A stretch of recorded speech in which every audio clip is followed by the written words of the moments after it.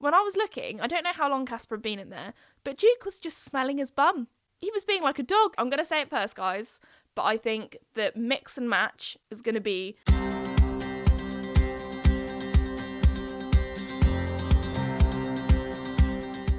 Hello everybody, and welcome back to my podcast, Esme's Country Life. Coming up in today's episode, I'm going to be talking about Casper's little kind of, I don't know how to describe it, he basically jumped fields, he escaped, he went somewhere he shouldn't. I'm also going to be talking about my exciting trip to Ireland, also my trip to World Horse Welfare, and how my brother made me scream in public. Anyway, before we begin, I just want to say a huge thank you to the sponsor of the podcast, Red Post. Red Post is an equestrian and country store based in the UK, but they also ship all over the world. And guys, the time is here. The new Lemure colours are out. And if you want to get them, Red Post, they have it. If you want saddle pads, if you want jackets, if you want hat silks, be sure to head over to Red Post at redpostequestrian.co.uk. I thought I'd just talk a little bit about the new Lemure colours because I feel like there's been there's a real buzz about it every year. And I've been working with Lemure for the first spring-summer collection I did was in 2019.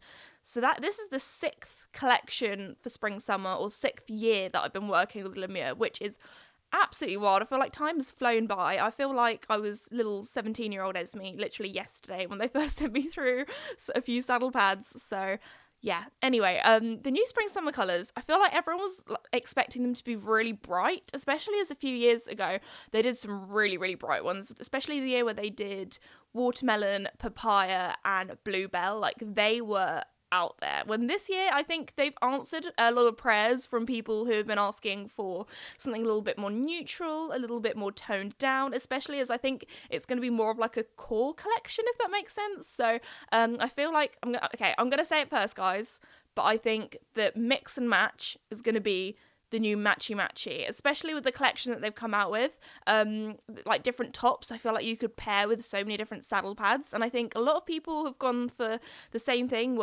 with their kind of equestrian clothing, where it's all very bright, all the exact same colour, when I think with mix and match, you can pair things differently. Also, I feel like everyone looks a little less the same, a little bit more individual with how you pair things around, and also, you know, you can swap things about, rewear things. I think that's quite good fun, actually, so I'm quite excited for pairing all the different colours. Also, if you don't know what the new colours are, I'm going to describe them to you. So we have walnut, which is every person that loves a bit of beige, loves a little bit of brown, neutrals, that kind of thing. I feel like I am sort of a person where I love bright colours, but then also sometimes I do like very earthy, natural tones as well. So it depends how I'm feeling, really. To be fair, walnut is probably the most practical colour, because if you're like me and always bathing very, very dirty horses, the mud won't show on you as well with walnut, so that's great. Also, if you have brown tack, I just think that will look really smart because it's kind of like a beigey, browny kind of colour.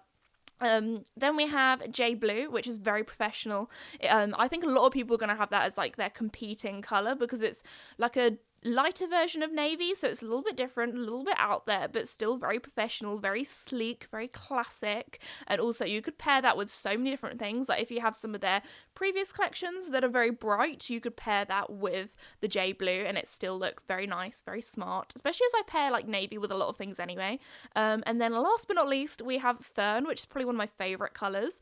If you are watching this on a video platform, if not, don't worry, if you're listening it on audio, I'll describe it to you, but I'm currently wearing one of the new quarter zips, which isn't quite fern, it's a little bit darker. I think there is a special name for it that I should probably look up, but it's like a darker fern, and that's very pretty as well.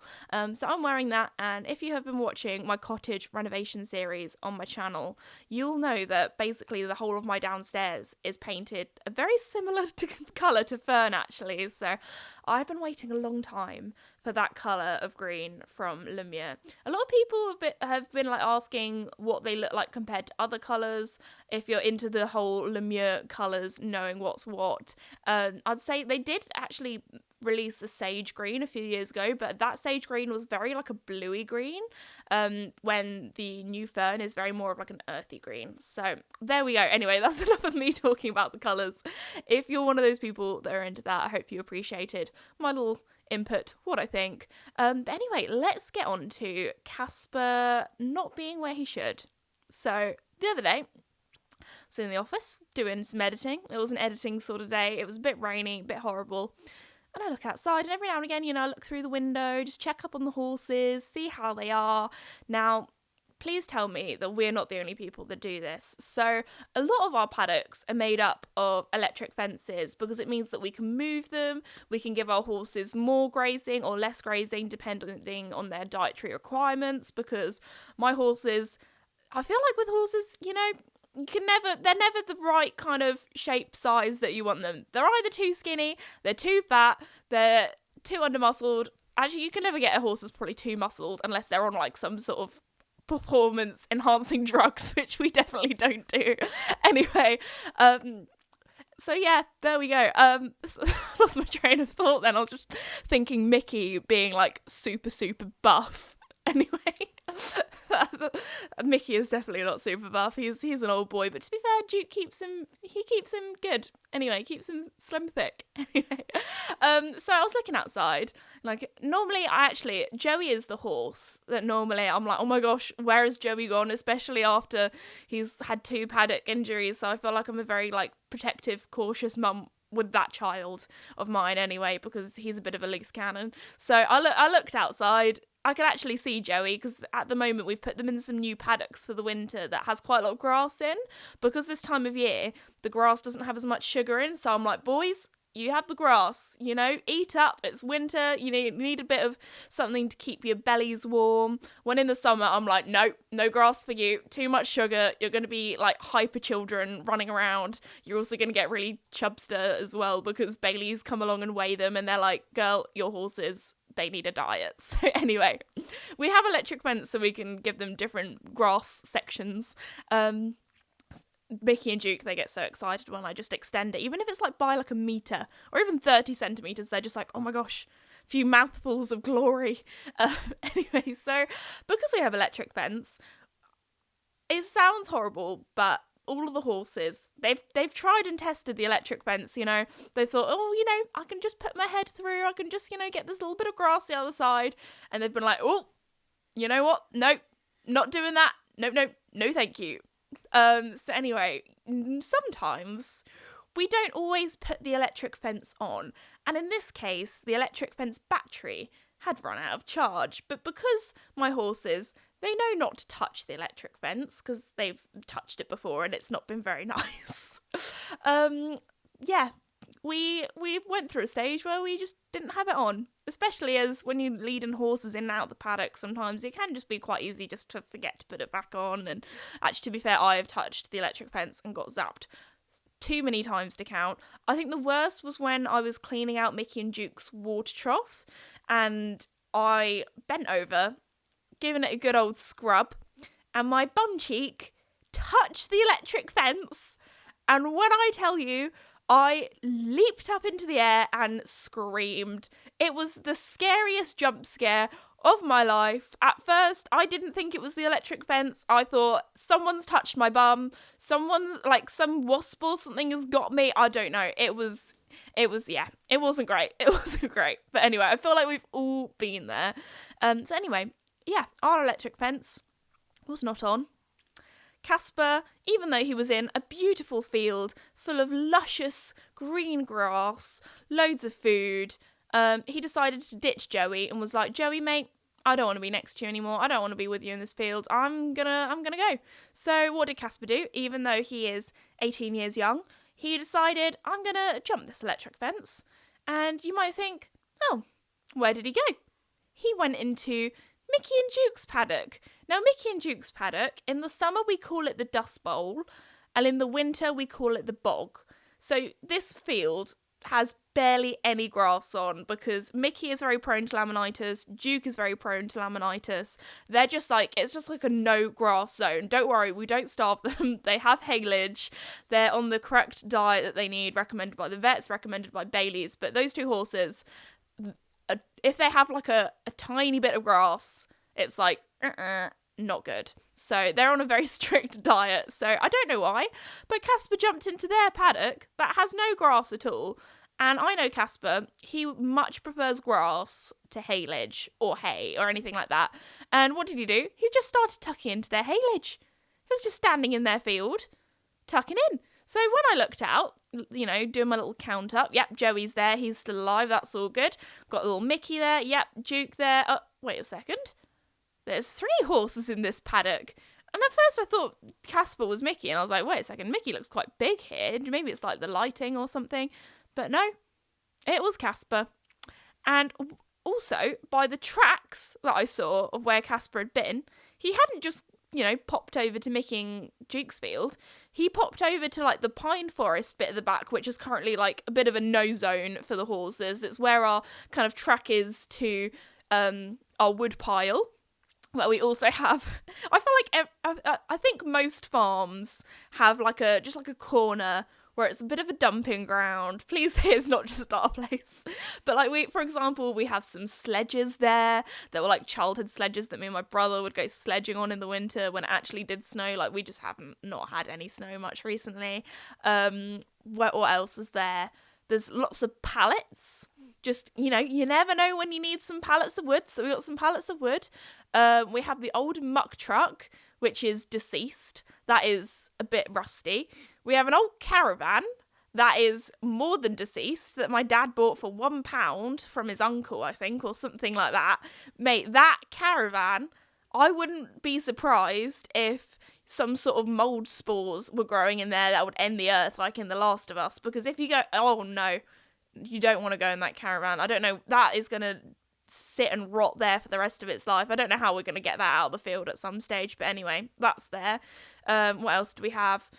Some harrows and other bits and bobs, tractory things, you know. So anyway, that's like a no-go zone for the horses, especially as we used to let, when it used to just be Mickey, Casper and the donkeys, they would zoom around in there. Obviously, we'd have like all the tractor bits cornered off because that's not very good, or like things that they could get into and eat. Like, that's fine. But most of the pine forest woody bit that we have, I say it's a pine forest, it's literally not a forest. It's like a little corner with some pine trees in. But anyway, we call it the pine forest because it sounds more fun. So anyway, they would like zoom around in there, and it got to the stage where the trees actually got quite big, and I was so worried that Mickey, bless him, his eyesight isn't as good as it used to be, and I was worried that he was going to run into a tree. So Mickey and Duke, they have like a hedge line, it's not a hedge, but like a line of pine forest trees, so they can go under there. They can actually tell you what, it's pretty useful for hanging their hay nets or haylage nets onto one of the trees, so they have like shelter, they have a bit of shade, but they can't go like in the full forest, because if not, Mickey, bless him, he would just run into a tree. It wouldn't be good. So yeah, Casper was in there, and we can tell that he was in there from all the hoof marks. So he jumped out of him and Joey's area into the pine forest, had a little mooch about, and then jumped into Mickey and Duke's field. And tell you what, not Joey, getting my horses mixed up, goodness gracious. Casper and Duke have never been in a field together. So I was a little bit like, oh my gosh, what's going to happen? When I was looking, I don't know how long Casper had been in there, but Duke was just smelling his bum.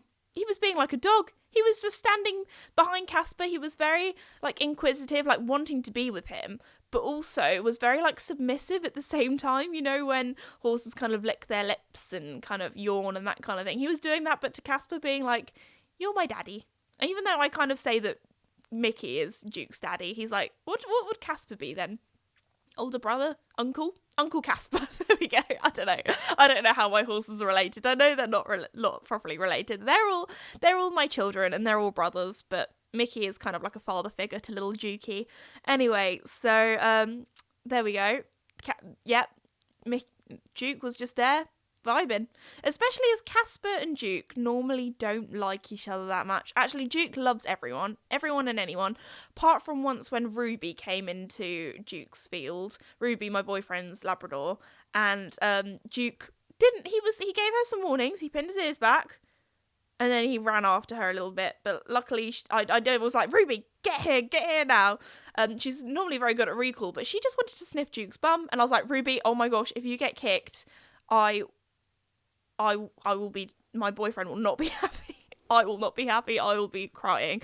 Anyway, so she is a very good girl now. She knows not to go into the horses' fields. He didn't do anything. He just kind of like ran after her a little bit, and she was like, "Oh, I don't. You're a bit too big of a doggy for me." Especially as she's quite a big Labrador as well. Most people think she's a boy.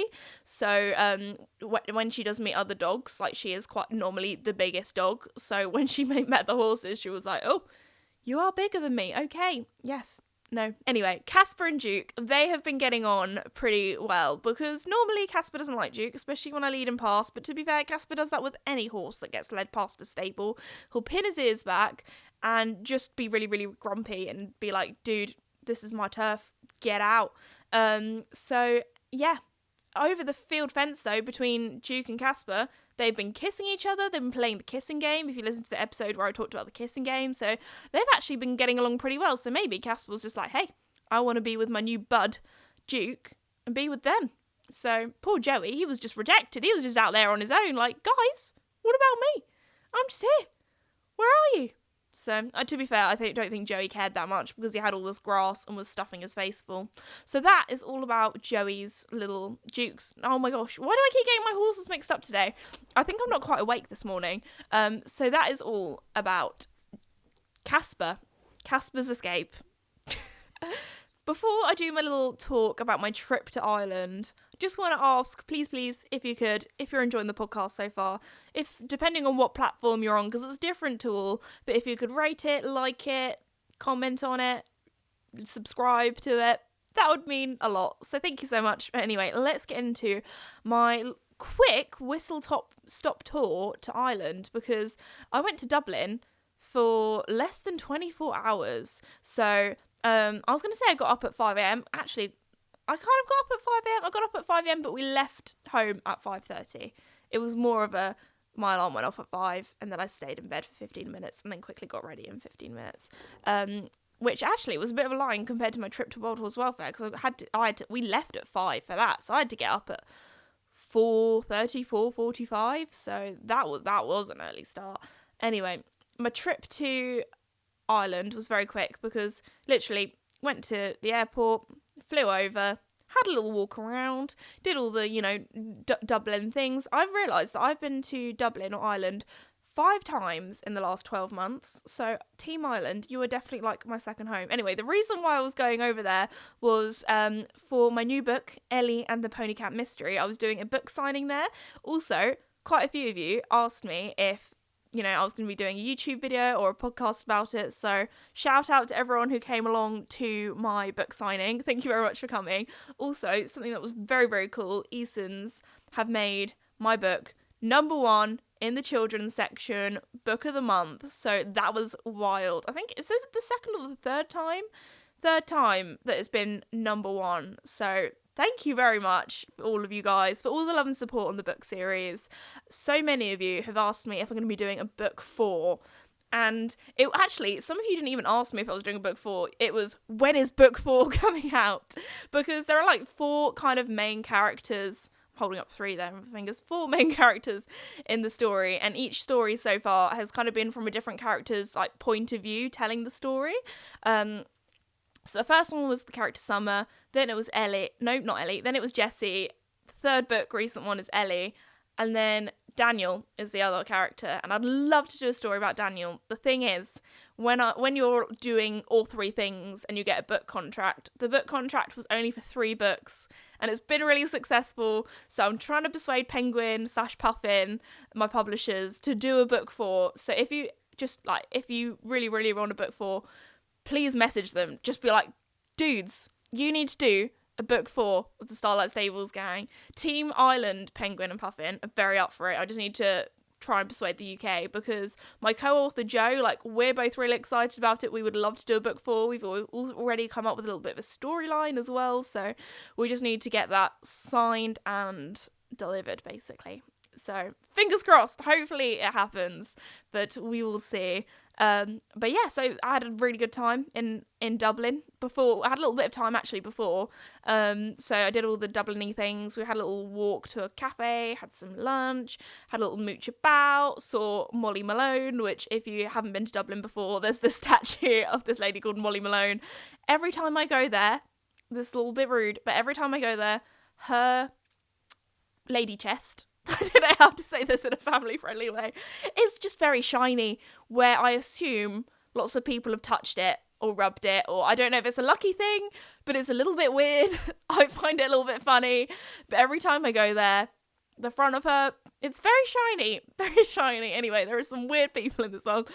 I can say I've been to Dublin 5 times. I have not touched her lady areas. But anyway, moving on. What other things did we do? We went and looked at Trinity College, had a little mooch about there, looked in some shops, and then went and did my book signing, where they actually had this really cool thing in like is it the basement of Eason's, where they had this kind of wall where people who are really famous or really cool that have been there, they've signed this kind of bits of wood and things. So my dad and the lady there were going through all these different people, very much from the last century, and I was like, I think this is a bit before my time.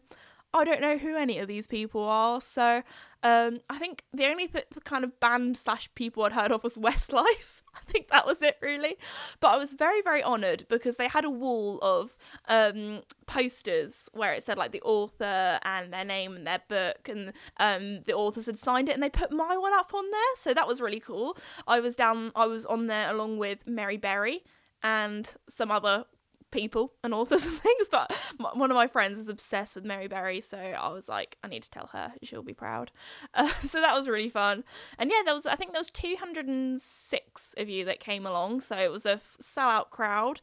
You guys bought the tickets straight away, so if any of you guys ever want to come to any of my signings or meet and greets, please get tickets as soon as possible, because you guys buy them up quick. So anyway, although I'm pretty sure the cost of the ticket was literally the cost of the book, it was just to make sure that people had a place and everything. But yeah, so that was really lovely. You guys are all so nice. Had a little chat about the horses. I think I told a few of you about Casper's escapade, because that was quite funny. I love always like hearing about you guys and your riding journey, if you ride as well, and talking about the books. So yeah, and then we went to this really cool restaurant in the evening, actually, that was New Orleans inspired food. So if you like barbecue, American kind of stuff, that was really, really good.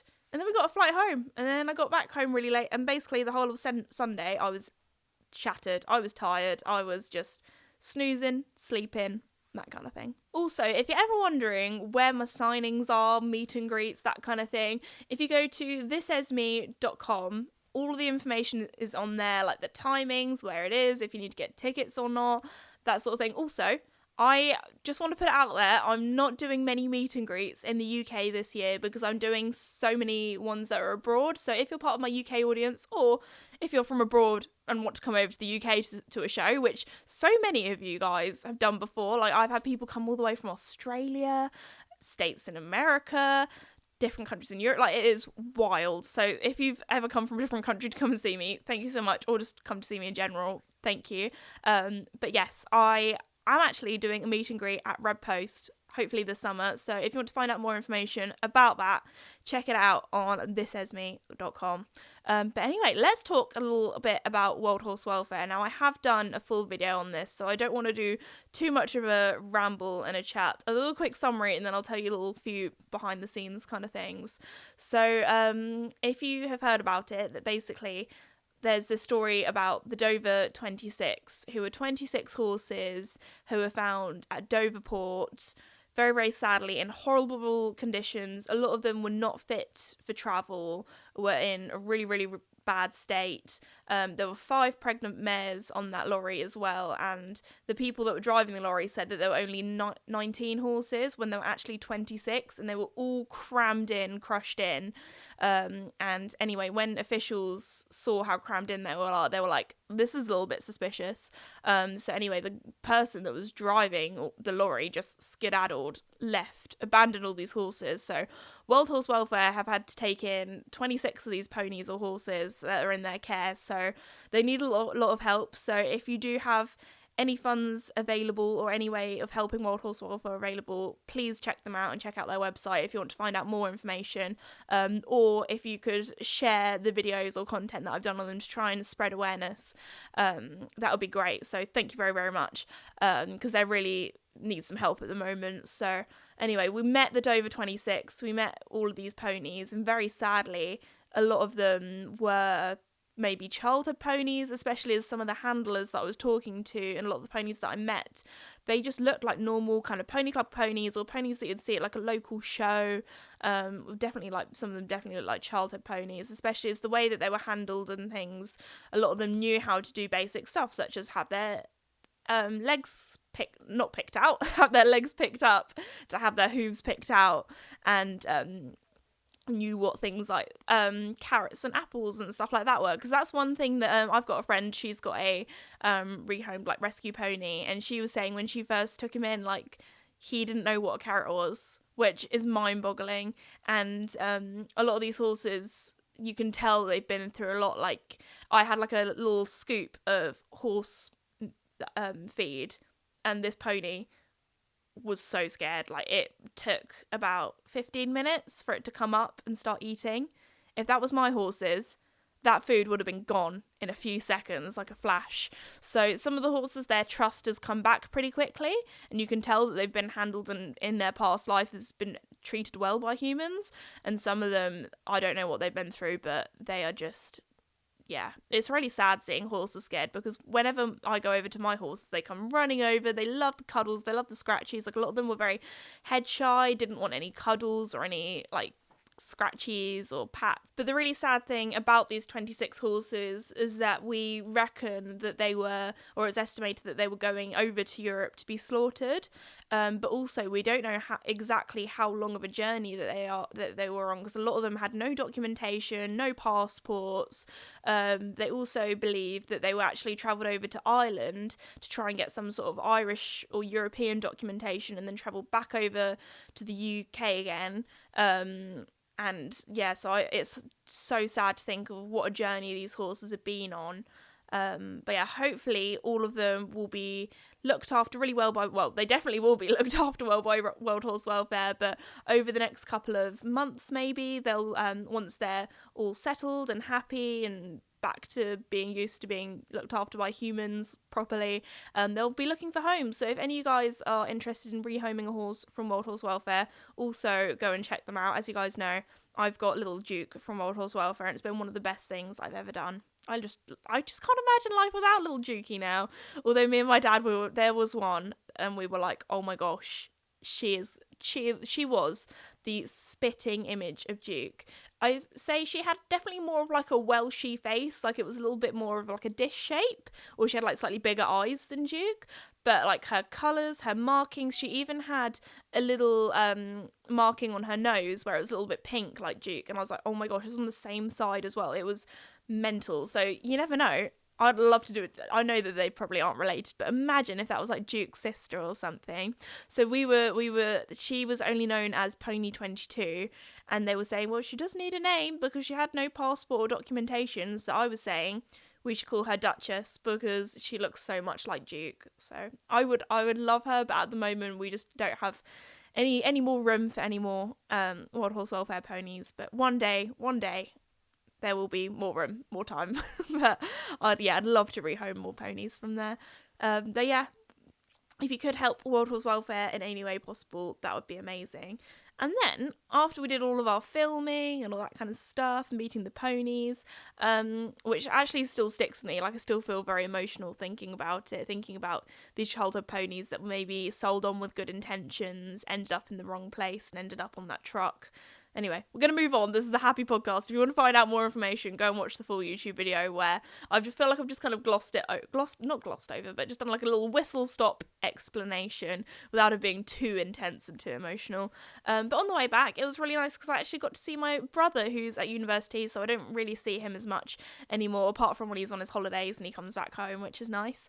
So we saw him, and we were going to have lunch together it was a very late lunch. Sorry, I had a little hiccup then. at a restaurant. So because it was quite busy, I think it was half term as well, we went in and they were like, oh, you can have a table, but it'll have to be like 15 minutes if you want to go for a walk and come back. And we're like, great, perfect, thank you. So I went in a little shop, had a little mooch about. I feel like mooch about is the word of this podcast. I said that a lot. I do just love window shopping. Like if I'm ever sad, sometimes I just need to get out and just like have a little look around. Like I find it so fun just looking at things. Even like I'm definitely on like a no spending zone at the moment. I'm trying to save up for bits and bobs for the cottage. But anyway, I was just having a little walk around and I saw in the corner of my eye this person walking really quickly, but I hadn't clocked at this point that it was my brother. So I was like, oh, I'm going to quickly get out of the way. So, you know, I just walked a little bit closer to the like shelves of plant pots or whatever that I was looking at. And then, boom, my brother, you know when someone gets their two fingers and they like prod you in your stomach? We do that to each other sometimes because I am so ticklish and that is like my ticklish area. So anyway, he got me there. I screamed and levitated. I don't know what it is when you know when people say, oh yeah, that made me jump. I do literally jump. I levitate. Anyway. And my brother was like, oh my gosh, calm down. It's only me. I was freaked because I didn't realise it was my brother. I did see that there was someone coming up behind me, but I was like, oh, move out their way. They're obviously in a rush. I don't know. Maybe they're running to the toilet and are having a bad time. You never know when someone's on the move. I was like, I want to get out their way. And then it was my brother. So there we go. We had a nice old lunch, had a good old catch up, had a little walk around, and then we went home. So that is what I've got up to in the last week. I hope you enjoyed hearing about Casper's little adventure, my trip to Ireland, and also my brother making me scream in public. There's got to be one embarrassing thing. It isn't Esme's country life, but that one thing being a little bit embarrassing, going a little bit wrong. But anyway, so there we go. I just want to say a huge thank you again to Red Post for sponsoring the podcast. Go and check out the new spring-summer bits and bobs from them at redpostquestion.co.uk. But anyway, thank you so much for listening, and I will see you all next week. Bye!